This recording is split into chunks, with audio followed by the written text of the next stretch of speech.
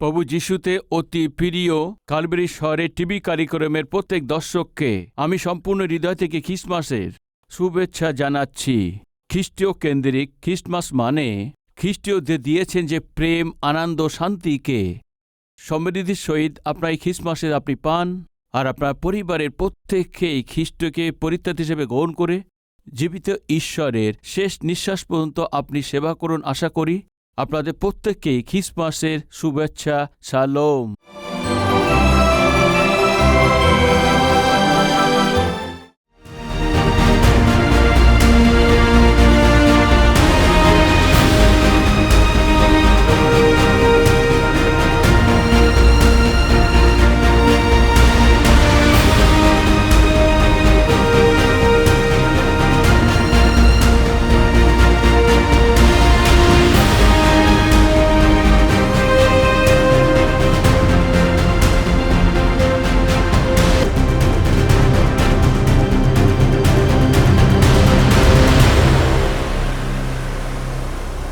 ভাই, বাইবেল খুলুন, লূক লিখিত সুসমাচার 2 অধ্যায় 8 পদ থেকে। ওই অঞ্চলে মেষপালরা মাঠে অবস্থিত করিতেছিলেন এবং রাতের কালে আপন আপন পাল চৌকি দিতেছিল। আর প্রভুর এক দূত তাহার নিকটে আসিয়া দাঁড়াইলেন এবং প্রভুর প্রতাপ তাহাদের চারিদিকে দেবদীপ্যমান হইল, তাতে তারা অতিশয় ভীত হইল। তখন দূত তাহাদিগকে কহিলেন, ভয় করিও না, কেননা দেখো, আমি তোমাদেরকে মহা আনন্দের সুসমাচার জানিতেছি। সেই আনন্দ সমুদয় লোকেরই হইবে, কারণ অদ্য দাউদনগরে তোমাদের জন্য ত্রাণকর্তা জন্মিয়াছেন, তিনি খ্রিস্ট প্রভু। আর তোমাদের জন্য ইহাই চিহ্ন, তোমরা দেখিতে পাইবে একটি শিশু কাপড়ে জড়ানো ও যবপত্রে শয়ন রহিয়াছে। পরে হঠাৎ স্বর্গীয় বাহিনী এক বৃহৎ দল ওই দূতের সঙ্গী হইয়া ঈশ্বরের স্তব করিতে করিতে কহিতে লাগিলেন, ঊর্ধ্ব লোকে ঈশ্বরের মহিমা, পৃথিবীতে তাহার প্রীতির পাত্র মানুষদের মধ্যে শান্তি।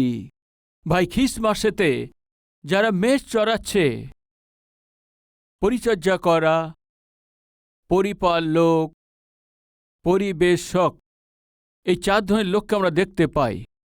প্রথম আছে পশুদের যাকে চড়ান। যখন যীশুখ্রিস্টের জন্ম হয়েছেন, যিশুর জন্ম হয়েছে, জগতে সৃষ্টিকর্তা জন্ম নিয়েছেন, এই সংবাদকে সর্বপ্রথম কাদেরকে বলা হয়েছে আপনারা জানেন কি? মেষদের, চরণ পালকদের। মন দিয়ে শুনুন, ঈশ্বর সবাইকে একভাবে প্রেম করেন। বাইবেল বলে ঈশ্বর প্রেমিক আছেন। ঈশ্বর যে প্রেমিক আছেন, সবাইকে একভাবে প্রেম করেন। বাইবেল বলে যোহন লিখিত সুসমাচার 3:16 ঈশ্বর জগৎকে এমন প্রেম করেছেন। এই প্রেমিক ঈশ্বর তার প্রেমকে প্রকাশ করতে ঈশ্বর তার একমাত্র পুত্রকে এখানে পাঠিয়েছেন। যীশু খ্রিস্টের জন্মের এই সুসমাচার যারা পশুদের চড়াচ্ছিলেন তাদের কাছে প্রকাশ করেছেন, তারাকে যারা জ্যোতিষবিজ্ঞান বলা হয় তাদের কাছে প্রকাশ করেছেন, দেশের যারা পরিপালক আছে তাদের কাছে প্রকাশ করেছেন, শাস্ত্রের যারা পরিপক্ক আছেন তাদের কাছে প্রকাশ করেছেন। এই 4 ধরনের এই যিশুর জন্মের সুসমাচার তারা শুনেছিলেন। কিন্তু একজন যেভাবে শুনেছিলেন সেই সুসমাচারের বিষয় আলাদা আলাদাভাবে প্রতিক্রিয়াকে দেখিয়েছেন। প্রথম, পশুকে যারা চড়াচ্ছিলেন, মেষপালক, পরিপালক, পরিবেশক, এই 4 ধরনেই ঈশ্বর সবচেয়ে প্রথম প্রাধান্য কাকে দিয়েছেন জানেন কি? মেষপালকদেরকে। কেন জানেন? এরা গরিব আছে এই জন্য। মানে আমাদের প্রভু যীশু খ্রিস্ট গরিবদেরকে প্রেম করার আছেন। সবাইকে তিনি প্রেম করার পরেও বিশেষ করে গরিবদেরকে, নির্ধনকে, আমার সঙ্গে প্রেম করা কেউ নেই, আমাকে ঠিক করে নেওয়ার কেউ নেই, আমাকে বোঝে এমন কেউ নেই, আমার সাহায্যকারী কেউ নেই, আমাকে দেখাশুনো করার কেউ নেই, আমার নির্ভরযোগ্য কেউ নেই, আমার সাহায্যকারী কেউ নেই, আমার কেউ নির্ভরযোগ্য কেউ নেই, এই ভেবে যখন দুঃখিত আছেন, এমন লোকদেরকেও আমার প্রভু বিশেষভাবে প্রেম করেন। আজ আমাদের মধ্যে কেউ আছেন কি, আমার স্বামী আমাকে ভালোবাসে না, আমার সন্তানরা আমাকে প্রেম করে না, আমার স্ত্রী আমাকে গুরুত্ব দেয় না, আমার লোকেরা আমাকে গুরুত্ব দেয় না। আজকে আমাদের পরিবারে প্রেমের অভাব আছে, পরিবারের মধ্যে আপন বলে কেউ নেই, পরিবারে অনুরাগ কম হয়ে গেছে। এভাবে দুঃখিত হচ্ছেন কেউ থাকলে, তাহলে আপনার জন্য খুশির সংবাদ, আপনার পরিবার লোক আপনাকে ধ্যান দেয় না, প্রেম করেন না। আপনার স্বামী আপনার প্রতি ধ্যান দেন না, আপনাকে প্রেম করেন না। আপনার সন্তানরা আপনাকে ধ্যান দেন না, আপনাকে প্রেম করেন না। সমস্ত জগতে যিনি শাসন করেন ওই ঈশ্বর আপনাকে প্রেম করেন। এ খুশির সংবাদ।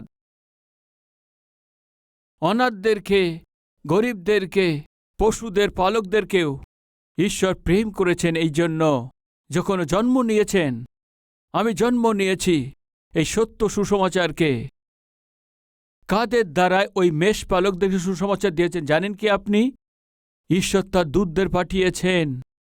স্বর্গ থেকে দূতরা নেমে এসে মেষ পালকদেরকে দেখা দিয়ে তোমাদের জন্য মহানন্দের সংবাদ, দাউদ নগরের মধ্যে অদ্বৈ আজকে তোমাদের জন্য পরিত্রাতা জন্ম নিয়েছেন। সুসমাচার অদ্ভুত আছে না? কে দিয়েছেন? ঈশ্বরের স্বর্গদূত। যখন এই সুসমাচার ওদেরকে বলেছিল, সবচেয়ে প্রথমে এরা শুনেছিল। এক দুজনের সঙ্গে আলোচনা করবে, আরে ভাই, জগতের সৃষ্টিকর্তা জন্ম নিয়েছেন, আমাদের পাপের জন্য যে দণ্ড আমরা পেতাম সেটাকে পরিশোধ করে, আমাদের পাপকে ক্ষমা করে আমাদের স্বর্গে পৌঁছে দেওয়ার জন্য প্রভু জন্ম নিয়েছেন। এইভাবে এক দুজনের সঙ্গে বলাবলি করেছেন। দ্বিতীয়, এরা শুনেছেন, বিশ্বাস করেছেন, আজ্ঞাকারী হয়েছেন। এখন ওদের কাছে মেষ আছে, ওরা মেষপালক আছেন। এক একজনের কাছে 100 ভেড়া আছে বা 50টা মেষ আছে। ওখানে 10 জন ছিল, 15 জন ছিলেন, তা আমরা জানি না। কিন্তু ওরা কি বুঝতে পেরেছে কি মানুষকে প্রেম করেন ওই যে ঈশ্বর মানুষের জন্য এই জগতে জন্ম নিয়েছেন, সেও আমাদেরকে বেথলেহেমেতে। এইভাবে যখন এরা জানতে পেরেছেন, কি করেছেন? এরা তাদের সে মেষকে ছেড়ে দিয়ে, এদেশে মেষ পালনও সেই কাজকে ছেড়ে দিয়ে দৌড়িয়ে থেকে সে যিশুর কাছে এসেছিলেন। মন দিয়ে শুনছেন? যিশুর কাছে আসতে হয় তো। যিশু যে দিয়েছেন সেই শান্তিকে যদি পেতে চান তো, যিশু যে দেন সেই খুশিকে যদি আপনি পেতে চান তো, যিশু খ্রিস্টের আরাধনা করতে হয় তো কিছু বিষয় আমাদের ত্যাগ করতে হয়। কিছু লোক যে যখন জিজ্ঞেস করেন, চার্চে কেন আসেন না, কেন প্রভুর উপস্থিতিতে আপনি আসছেন না, বাপ্তিস্ম নিচ্ছেন না, তখন তারা বলতে থাকেন, আসতে তো আমিও চাই, কিন্তু আমি তো তামাককে ত্যাগ করতে পারছি না, মদ্যপানকে ত্যাগ করতে পারছি না, সিগারেট পান করা থাকতে পারছি না। অন্য এক মহিলাকে রেখে দিয়েছেন, ওকে আমি ত্যাগ করতে পারছি না। মানে অর্থ কি আছে? যিশু কাছে আসতে হবে। যিশু যেটা দিয়ে থাকেন ওই শান্তিকে পেতে হবে। আশা তো আছে, কিন্তু কিছু আছে যেটাকে ত্যাগ করে আসতে পারছে না। কি আছে ও? আপনি ঈশ্বরের কাছে না আসো, ঈশ্বর আপনাকে যেটা দেবেন, আনন্দে জীবন, শান্তি জীবন, আপনি যাতে না পান। ঘরে এক স্বামী রূপে, ঘরে এক স্ত্রী রূপে, সন্তানদের জন্য ভালো পিতা মা রূপে, পিতা মাতার গর্বের কারণ হবেন। আপনি জীবনযাপন না করে আপনাকে পিছনে টেনে নিয়ে যাবার সেই পাপের যে অভ্যাস কি আছে, অল্পকালের পাপ ভোগ, একবার কি আছে তা ভাবুন। ওটা আপনি ত্যাগ না করে পবিত্র ঈশ্বরের কাছে আসা সম্ভব তা নয়। বা সাধারণভাবে যখন কখন বন্যা চলে আসে, ওই বন্যাতে জঙ্গলের কিছু গাছ সেখানে পড়ে যায়, ওই বন্যাতে পড়ে যায়, আর ওইভাবেই জলও বয়ে চলে আসে। এইভাবে নদীতে কাঠের গুঁড়ি যখন এইভাবে নদীর জলেতে ভেসে আসে, ওই নদীর দিকে তারা দৌড়িয়ে চলে যায়। ওই গাছের গুড়িকে কাছে নিয়ে এসে ভালোভাবে কেটে চেয়ার, টেবিল আরও দ্বিতীয় কিছু জিনিসপত্র বানিয়ে নেয়, আর দরজা তৈরি করে। ওদের নিয়ম ছিল। একদিন অনেক খুব স্রোতে নদীতে জল চলছিল। ওই নদীতে লাঠি, জঙ্গলের ওই গাছ বয়ে বয়ে যখন আসছিল, একজন দেখেছেন। আর দেখার পর স্ত্রী আর সন্তানদের বলতে লাগলেন, ওই দেখো, একটা ভালো কাঠের গুঁড়ি চলে যাচ্ছে। আমি তাড়াতাড়ি ওই জলেতে নেমে গিয়ে ওই গাছের গুঁড়িকে ধরে নিয়ে ধারে নিয়ে আসব।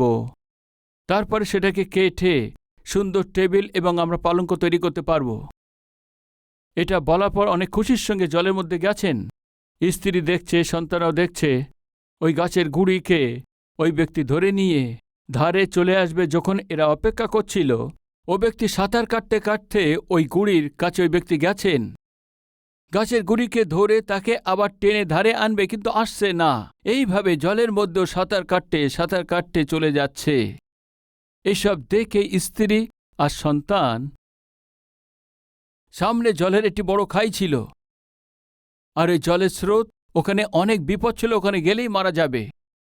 ওইটাকে দেখেই তখন স্ত্রী বলছে, শুনুন, সামনে জলের খাই আছে, তাড়াতাড়ি করে ওই গাছের গুঁড়িকে নিয়ে আসো।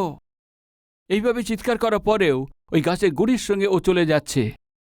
এটাকে দেখে সন্তানও চিৎকার করছে, পিতা, ওই গাছের গুঁড়িকে ছেড়ে দিন পিতা, আপনি চলে আসুন, সামনে অনেক বিপদ আছে, জলের ভাঙন আছে, ছেড়ে দিন বাবা, চিৎকার করছিলেন। ইতিমধ্যে সমস্ত গ্রামের লোক চলে এসছে। সবাই চিৎকার করছে, আরে ওই গাছের গুঁড়ি ডাল যদি তুমি না পাও কি লস হবে, ওটাকে ছেড়ে চলে আসো।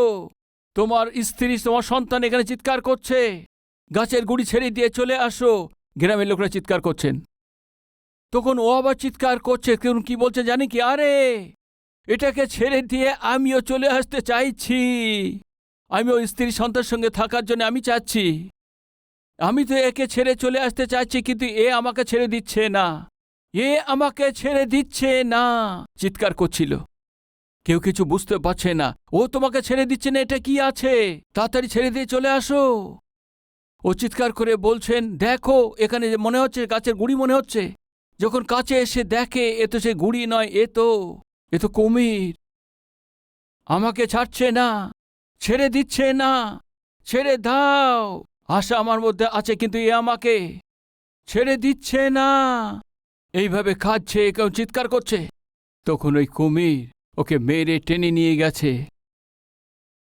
আশা শুরু হয়েছিল, ওই গুঁড়ি আকর্ষণ করেছিল। চেয়ার, টেবিল বানাবেন আশা করেছিল, কিন্তু ওর কাছে গিয়ে দেখে কি করেছেন, প্রাণ নিয়ে নিয়েছেন।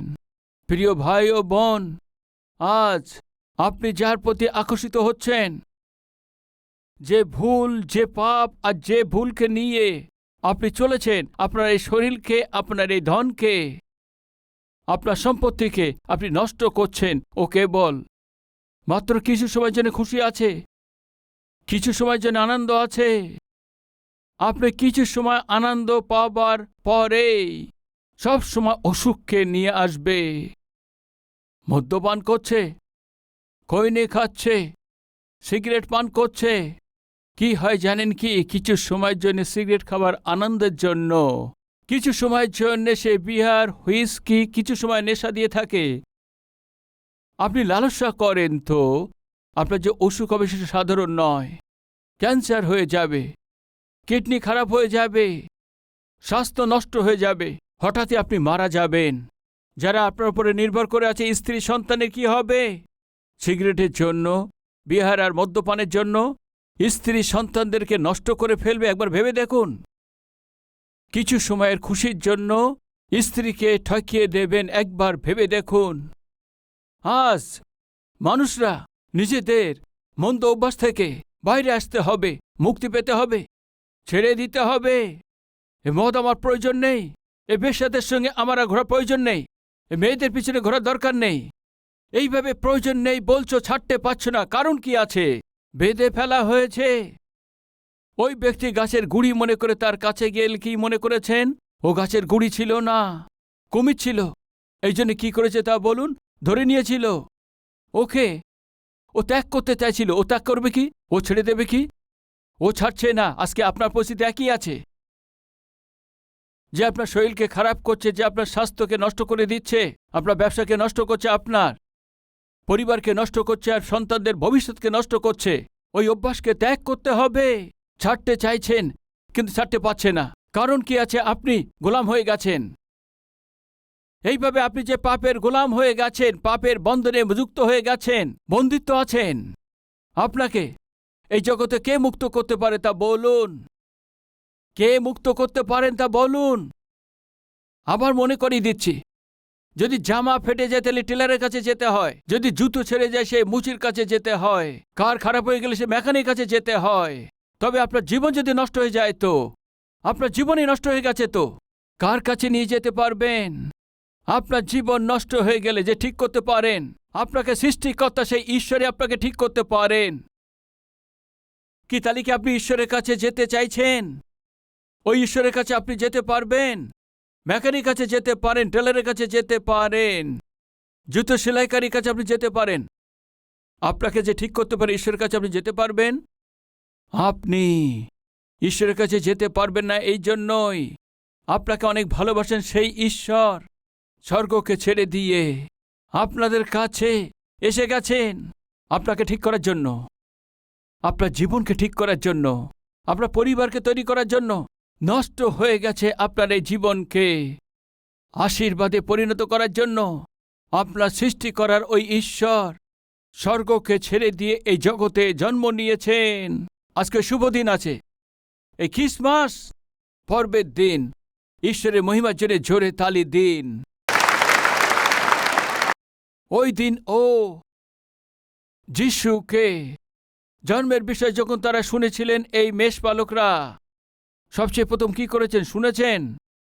দ্বিতীয় বিশ্বাস করেছেন, তৃতীয় বাধ্য হয়েছেন, চতুর্থ ত্যাগ করেছেন, পঞ্চম দেখেছেন, ষষ্ঠ অন্যদের বলেছেন। কি করেছেন? যিশুকে দেখেছেন, মানে যিশুকে নিজের চোখ দ্বারা দেখেছেন।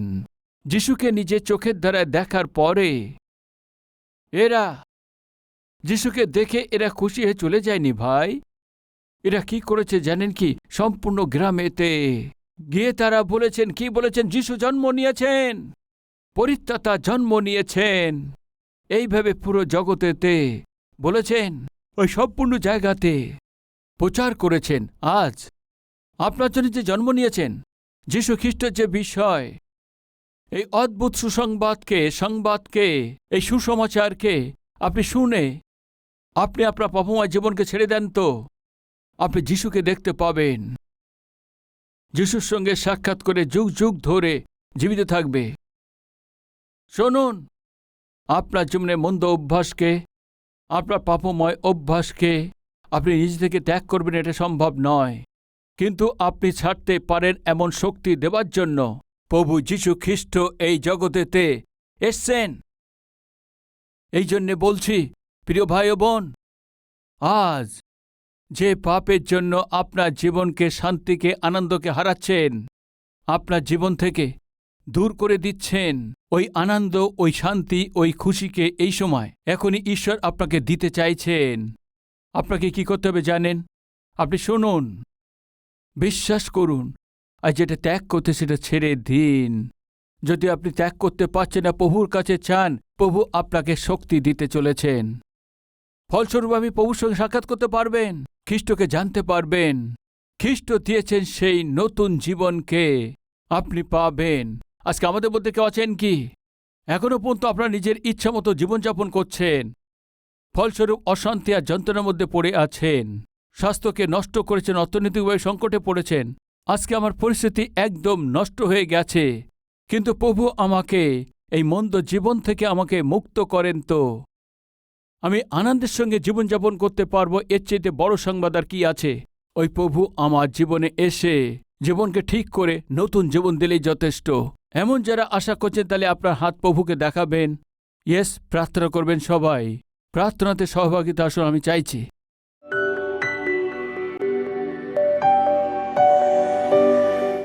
মহান পবিত্র প্রেমিক ঈশ্বর পিতা, আপনি যখন জন্ম নিয়েছেন, এই জন্মের সুসমাচার আর এই সত্য এই মেষপালকদেরকে, পরিচারকদেরকে, পরিপালকদেরকে, পরিবেশ লোকদেরকে আপনি প্রকাশ করেছেন। কেউ গ্রহণ করেছেন, কেউ আরাধনা করেছেন, আর কেউ তো বিরোধিতা করেছেন, আর তাদের কিছুই জানা যায় না। আজ পিতা, যতজন লোক খ্রিস্ট আমার জন্যই জন্ম নিয়েছেন, আমি যে পাপময় কার্য করছিলাম তার দণ্ড যে আমি পেতাম, সেটা আপনি আপনার উপরে নিয়ে আমাকে ক্ষমা প্রদান করার জন্য এই জীবনের 4 দিন আনন্দ আর খুশির সহিত সমস্ত লোকদের সঙ্গে একসঙ্গে হয়ে সমাজের ভালো করার রূপেতেই, চারপাশে লোকদের জন্য আদর্শ রূপে, পরিবারের জন্য আশীর্বাদদায়ক রূপে প্রভু আমি থাকার জন্য আশা করছি। আমার পুরাতন জীবন, মন্দ জীবনকে দূর করে দিন, আমাকে এক নতুন জীবন দিন। আমার মধ্যে যে মন্দ অভ্যাস আছে সেখান থেকে আমাকে মুক্ত করুন, সমস্ত পাপময় বন্ধনকে ভেঙে দিন। আপনার সন্তান রূপে গ্রহণ করুন পিতা, আপনার আরাধনা করার সৌভাগ্য দিন আমাকে। খ্রিসমাসের যে পরিত্রাণ আছে, যে আনন্দ আছে, সমৃদ্ধির সঙ্গে প্রত্যেকেই তার দিন। যিশু খ্রিস্টের নামেতে চাইছি পিতা, আমেন।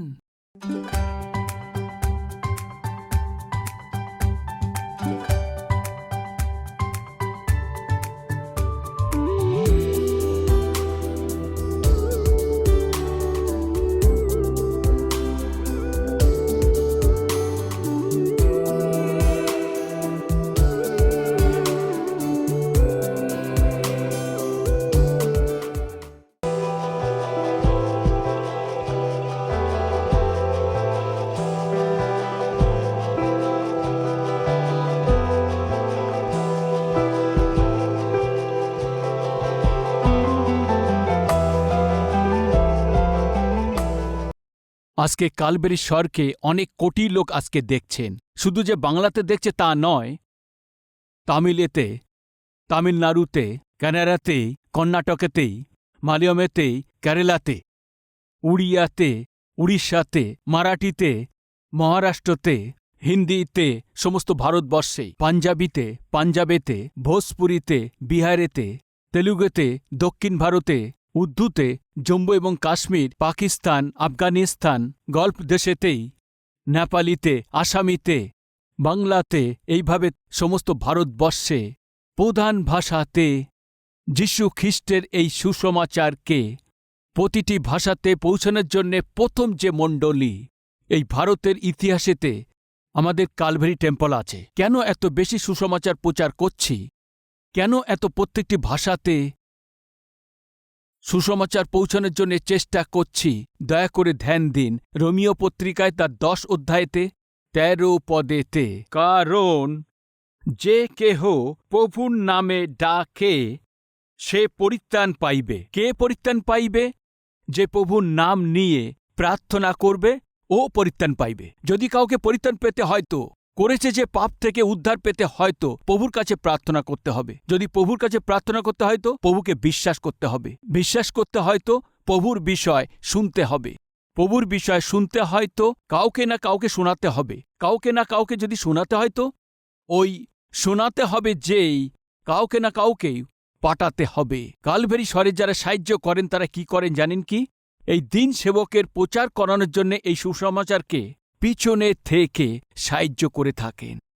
ঈশ্বরের এই বার্তাকে এই 17 ভাষাতেই, ভারতের সব জায়গাতেই, শুধু ভারতবর্ষেতে নয়, এ থেকে বাংলাদেশেতেও, নিচে শ্রীলঙ্কাতে, উপরে নেপালেতে, এরপরে আছে পাকিস্তান, আফগানিস্তান, গল্ফ কান্ট্রিতেই আজ কালভারি স্বর প্রচারিত হচ্ছে।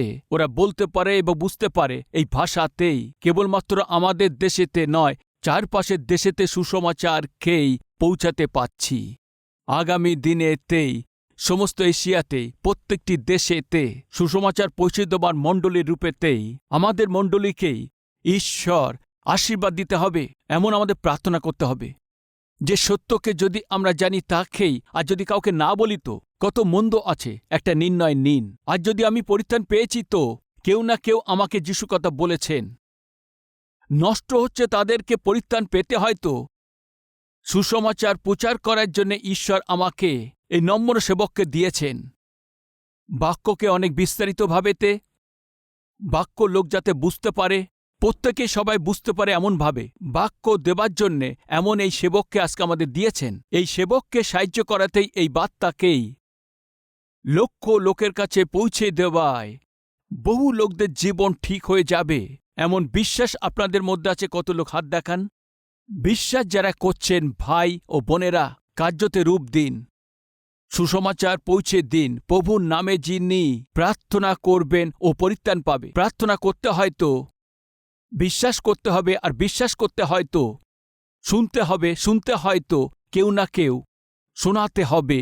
শোনাতে হয় যদি আমার এই সেবককে পিছনে রেখে আপনাকে কি করতে হবে?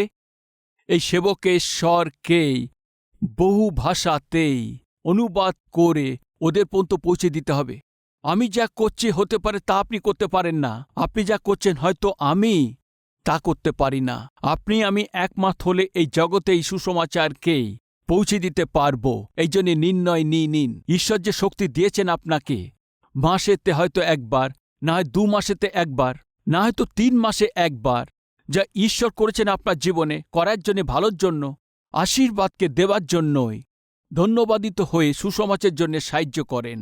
আসুন আমরা সবাই মিলে যিশুকে এই সুসমাচারকে সম্পূর্ণ পৃথিবীতে পৌঁছে দেবার চেষ্টা করি। এটা আমাদের দায়িত্ব আছে, এটা যেন না ভুলি।